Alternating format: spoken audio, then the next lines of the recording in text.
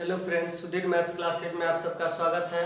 आज मैं बताने वाला हूँ इन्वर्स ट्रिगोनोमेट्री में डोमेन और रेंज। डोमेन और रेंज जो आता है वो ग्राफ से आता है। हम आपको बताए थे, पिछले लेक्चर में बताए थे graph of sine x, graph of sine inverse x, graph of cos x और graph of cos inverse x. ये ग्राफ सब हम बताए थे और हम बताए थे कि डोमेन क्या होता है और रेंज क्या होता है। अगर आपको पता नहीं चल रहा है तो वो लेक्चर आप देख सकते हैं, लिंक डिस्क्रिप्शन में दे दिया जाएगा। जिस तरह से हम लोग 10th में पढ़ते हैं ट्रिगोनोमेट्री, और ट्रिगोनोमेट्री में हमको थीटा का मान याद रखना पड़ता है। जितना भी ट्रिगोनोमेट्रिक रेशियो है, sine cos tan cosec sec cos, तो उन सब का जैसे 30 degree sine, 30 degree sine, 60 degree sine, 45 degree, इस तरह से मान याद रखना पड़ता है। और बिना मान याद रखे हम लोग ट्रिगोनोमेट्री पढ़ भी नहीं सकते। उसी तरह यहाँ भी है कि इन्वर्स ट्रिगोनोमेट्री को अगर पढ़ना है तो हमको जो है डोमेन और रेंज, 6 वो जो ट्रिगोनोमेट्रिक रेशियोज है उसका डोमेन और रेंज हमको याद रखना पड़ेगा। तो आज मैं डोमेन और रेंज कैसे याद रखा जाता है उसके बारे में बताएंगे। बहुत स्टूडेंट को ये डोमेन और रेंज याद करने में काफ़ी कठिनाई होता है, तो आज मैं उसी ट्रिक को बताऊंगा कि आखिर डोमेन और रेंज कैसे याद रखा जाए। ठीक है, तो देखिए बताते हैं। पहला इसमें है आपका साइन इनवर्स एक्स। ठीक है, तो साइन इनवर्स एक्स में पहले ट्रिगोनोमेट्रिक रेशियोज है, यहाँ पे ट्रिगोनोमेट्रिक फंक्शन है, इनवर्स ट्रिगोनोमेट्रिक फंक्शन। और इनवर्स ट्रिगोनोमेट्रिक फंक्शन का यहाँ पे डोमेन लिखेंगे और आगे क्या लिखेंगे, रेंज लिखेंगे। ठीक है, तो ये रेंज हो जाएगा। अब देखिए, पहला है आपका sign inverse x, sign inverse x. तो साइन इनवर्स एक्स का जब ग्राफ बता रहे थे तो वहां बताए थे कि उसका डोमेन क्या होता है और रेंज क्या होता है। तो बताए थे कि डोमेन जो है -1 और 1, हाईएस्ट जो है 1 और लोवेस्ट -1 होगा, इससे ज्यादा या कम नहीं हो सकता है। यानी कि -1 और 1 ये डोमेन हो गया। और रेंज जो हो जाएगा, इसका रेंज को ही प्रिंसिपल वैल्यू कहते हैं। जब हम एक्सरसाइज 2.1 बनाएंगे तो वहां पे हमको हमेशा कहेगा प्रिंसिपल वैल्यू निकालिए, प्रिंसिपल वैल्यू निकालिए। इसका मतलब है रेंज में जो वैल्यू आएगा वही प्रिंसिपल वैल्यू कहलाएगा। तो इसका जो रेंज हो जाएगा आपका -π/2 से π/2 हो जाएगा। ठीक है, और ये क्लोज्ड इंटरवल हो जाएगा। क्लोज्ड इंटरवल का मतलब है कि -π/2 भी और π/2 भी, और उसके अंदर जितना भी वैल्यू है वो भी होगा। इसी तरह से आपको cos इनवर्स x का जो है, इसका भी डोमेन सेम टू सेम हो जाएगा, -1 से 1 और क्लोज इंटरवल, और इसका रेंज 0 से π तक होता है। ठीक है, इसके बाद कोसेक इनवर्स x। तो कोसेक इनवर्स x का रियल नंबर होता है बस -1 और 1 को हटा देना है, और इसका जो होता है -π/2 से π/2 क्लोज्ड इंटरवल। और क्या नहीं होता है इसमें, 0 नहीं होगा, क्योंकि 0 पे कोसेक इनवर्स जो होता है नॉट डिफाइंड हो जाता है, इसलिए हम 0 नहीं लेते हैं। और सेक इनवर्स x, इसका भी डोमेन रियल नंबर -1 और 1 नहीं होगा। और इसका जो हम रेंज का बात करेंगे तो 0 से π क्लोज्ड इंटरवल, बशर्ते π/2 नहीं हो पाएगा। ठीक है, अब बच गया आपका tan इनवर्स।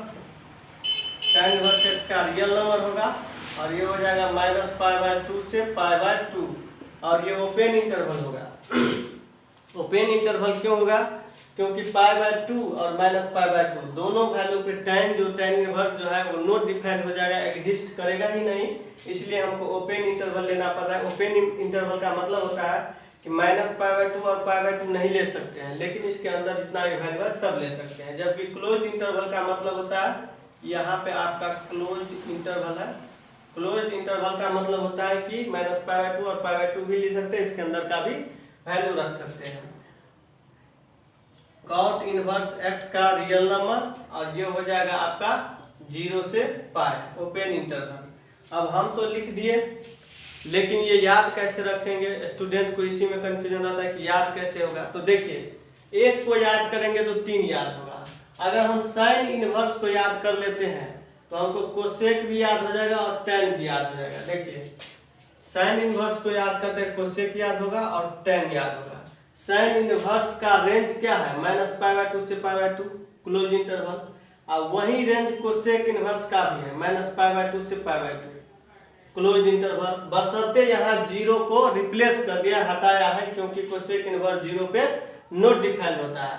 और जो साइन इनवर्स का वही टेन इनवर्स का है। देखिए -π/2 से π/2, यहाँ भी -π/2 से π/2। यहाँ अंतर क्या है, यहाँ क्लोज इंटरवल है और यहाँ ओपन इंटरवल है। यहाँ ओपन इंटरवल क्यों है, क्योंकि यहाँ जो है -π/2 और π/2 पे डिफाइन ही नहीं करता है वैल्यू, इसीलिए ओपन इंटरवल है। ठीक है, तो अगर हम साइन इनवर्स याद रख लेते हैं तो कोसेक इनवर्स और टेन इनवर्स का रेंज हमको याद हो जाएगा। अब बात है डोमेन का, तो जो साइन का डोमेन है वही कॉस का है, साइन इनवर्स कॉस इनवर्स का, और जो कोसेक इनवर्स का वही सेक इनवर्स का डोमेन है। और टेन और कॉट का तो रियल नंबर। समझिए कि कोसेक से टेन कॉट ये चारों का इनवर्स का जो है आपका डोमेन सेम है, real number real number real number real number. बशर्ते कोसेक और सेक में क्या किया है कि आपको -1 हटाया है। ठीक है, तो इस तरह से हम याद रख सकते हैं। तो साइन इनवर्स से कोसेक इनवर्स, इससे टेन इनवर्स, और कॉस इनवर्स से सेक इनवर्स। और कॉस, देखिए कॉस इनवर्स का जीरो, कॉस इनवर्स x का 0 से पाई है, फिर सेक इनवर्स का भी 0 से पाई, पर π/2 इसको हटाया है क्योंकि सेक इनवर्स x π/2 पे नॉट डिफाइंड होता है। और वही वैल्यू देखिए कॉट इनवर्स का भी है 0 से पाई, बस ये ओपन इंटरवल है क्योंकि 0 और पाई दोनों पे क्या होता है, ये कॉट इनवर्स नॉट डिफाइंड होता है, एग्जिस्ट नहीं करता है, इसीलिए क्या किया है 0 और पाई नहीं होगा बल्कि उसके अंदर का वैल्यू होगा। ठीक है, तो आपको ये समझ में आया इनवर्स ट्रिगोनोमेट्री का डोमेन और रेंज, इसको याद रखना काफी आवश्यकता है। अगर ये आपको याद नहीं है तो 2.1 का एक भी सवाल आपसे बनने वाला नहीं है। और ये जो रेंज है, रेंज को ही क्या कहा जाता है, रेंज को ही बोलते हैं प्रिंसिपल वैल्यू। ठीक है, यानी कि बार बार आपको एक्सरसाइज 2.1 में कहेगा प्रिंसिपल वैल्यू निकालिए, प्रिंसिपल वैल्यू निकालिए, तो वहां पे आपको ध्यान रखना है कि रेंज के अंतर्गत वो वैल्यू आता है कि नहीं। अगर रेंज के अंतर्गत वो वैल्यू आता है तो वो प्रिंसिपल वैल्यू होगा, और नहीं आता है तो वो वैल्यू नहीं होगा। एक सवाल हम बनाते हैं, उस सवाल को आप देखिए ध्यान से, और इसके बाद अगले लेक्चर में हम एक्सरसाइज 2.1 का पूरा सॉल्यूशन एनसीईआरटी का कराएंगे। ठीक है, आगे देखिए, इसको राइट डाउन कर लीजिए। तो फ्रेंड्स देखिए यहाँ पे एक सवाल है, find the principal value of sine inverse 1/√2। ठीक है, और साइन इनवर्स का जो डोमेन होता है -1 से 1 होता है क्लोज इंटरवल में, और रेंज होता है -π/2 से π/2 क्लोज इंटरवल। ठीक है, तो इसका वैल्यू निकालना है, कौन सा वैल्यू निकालना है, प्रिंसिपल वैल्यू। आपको बताते हैं कि प्रिंसिपल वैल्यू वो होगा जो रेंज के अंदर आए। ठीक है, जो रेंज के को फिल करे। कहने का मतलब देखिए इसमें हम क्या कैसे निकालेंगे, मान लेंगे sine inverse 1/√2 is equal to y। ठीक है, तो 1/√2 is equal to sine inverse है, इधर जाएगा तो हो जाएगा आपका साइन y हो जाएगा। ठीक है, अब आप बताइए कि 1/√2 साइन का कौन सा वैल्यू होता है, तो साइन 45 डिग्री का मान होता है 1/√2, और साइन का दूसरा भी वैल्यू का मान होता है 1/√2, परंतु हमको ऐसा वैल्यू लेना है जो इसके अंतर्गत आ जाए। तो साइन आपका इधर हो जाएगा sine π/4, sine π/4 is equal to sine y। ठीक है, साइन 45 डिग्री 1/√2 होता है, साइन से साइन कट गया तो आपको y बराबर क्या हो गया, π/4। ये y यहाँ लिख दिए, π/4 यहाँ लिख दिए। ठीक है, y बराबर π/4 आ गया, और y का वैल्यू क्या है, y का वैल्यू है साइन इनवर्स 1/√2। तो लिखेंगे y के जगह पे लिखेंगे, जैसे y बराबर π/4 है तो y के जगह पे लिखेंगे sine inverse 1/√2 is equal to π/4। अब हम देखेंगे कि ये π/4 क्या इसके अंदर आ रहा है, तो यहाँ पे लिखेंगे π/4 बिलोंग्स टू -π/2 से π/2, इसके बीच में ये आ रहा है। देखिए π/4 जो होता है 45 डिग्री होता है, और इसका मतलब -90 से +90, तो -90 से +90 के बीच में 45 आ जाता है। इसका मतलब हम जो π/4 निकाले हैं ये इस रेंज में आ रहा है, और इस रेंज में आ रहा है तो इसका प्रिंसिपल वैल्यू π/4 ही होगा। अगर इस रेंज में ये π/4 नहीं आता तो ये जो है आपका प्रिंसिपल वैल्यू नहीं होता। तो लिखेंगे hence the principal value of sin inverse 1/√2 is equal to π/4।